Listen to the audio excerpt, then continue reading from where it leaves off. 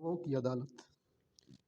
हैवानात पर जदीद तहकीक के मुताबिक कौवों के यहाँ बाकायदा अदालती निज़ाम है और ये अदालत किसी को फ़र्द या जमात पर जुल्म करने नहीं देती। कौवों के निज़ाम अदालत में हर जुर्म के मखसूस सज़ा है। जैसे कौवे के बच्चे चूज़े से खाना छीनने की सज़ा ये है कि कौवों का एक ग्रुप इकट्ठा होकर खाना छीनने वाले के पर नोचते हैं, यहाँ तक कि वो भी बच्चे की तरह उड़ नहीं पाता। गोया नाक के बदले नाक और कान के बदले कान का इस्लामी कानून नाफिज है। इसी तरह घोंसला ख़राब करने, इसको गिराने या इस पर कब्ज़ा करने की सज़ा ये है कि कौवों की एक जमात मुजरिम को वो घोंसला दोबारा बनाने पर मजबूर करती है, यानी बिल्कुल इस्लामी कानून है। किसी दूसरे की जोड़ी बीवी कौवे के साथ गलतकारी या रेप की सज़ा ये है कि कौवों की एक जमात मुजरिम को चोंच मार मार कर कत्ल कर देती है।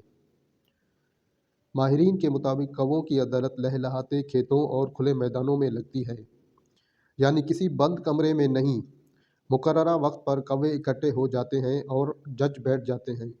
मुल्जिम कौवे को लाया जाता है, अदालती कार्रवाई शुरू होती है तो मुल्जिम को सज़ा सर झुकाए पर फैलाए इंतहाई सिक्योरिटी में अदालत के सामने पेश होता है और अपने जुर्म के एतराफ़ में काएँ काएँ बंद कर देता है, यानी खामोश रहता है।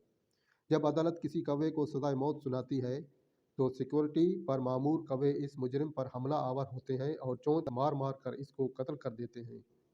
इसके बाद एक कौवा इसको अपने चोंच से उठा लेता है और इसको दफनाने के लिए ले जाता है। फिर इसके जिस्म के बराबर कब्र खोद कर इसको दफनाते हैं और मुकम्मल एहतराम से इस पर मिट्टी डाल कर दफनाते हैं। यूँ कौवों को अल्लाह का अदालत मालूम है और इन्होंने इसको नाफिज किया हुआ है।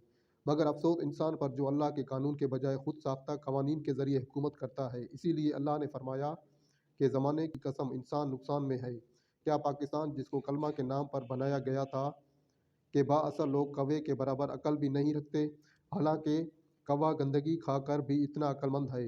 ये लोग आखिर क्या खाते हैं?